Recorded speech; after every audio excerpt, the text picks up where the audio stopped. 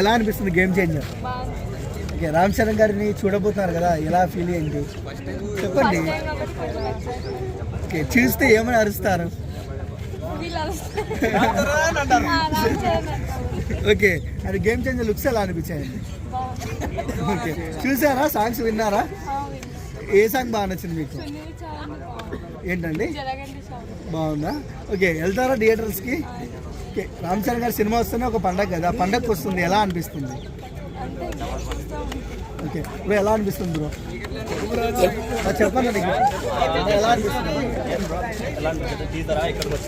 Okay, ఇక్కడికి వచ్చింది teaser అన్ని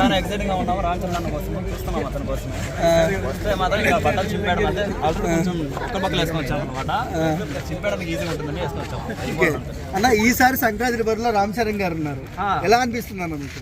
చాలా బాగా అనిపిస్తుంది.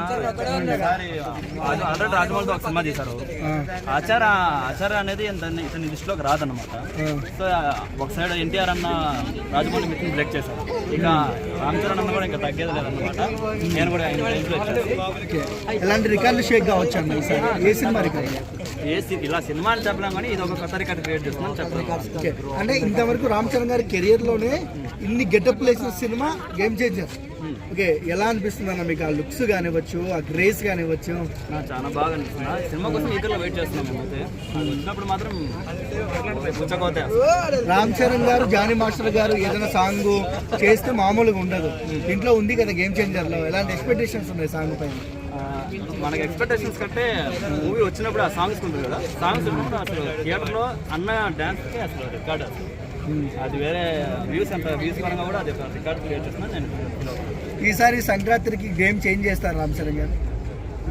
చేస్తాను, అదే కదా గేమ్ చేయాలి. థ్యాంక్స్.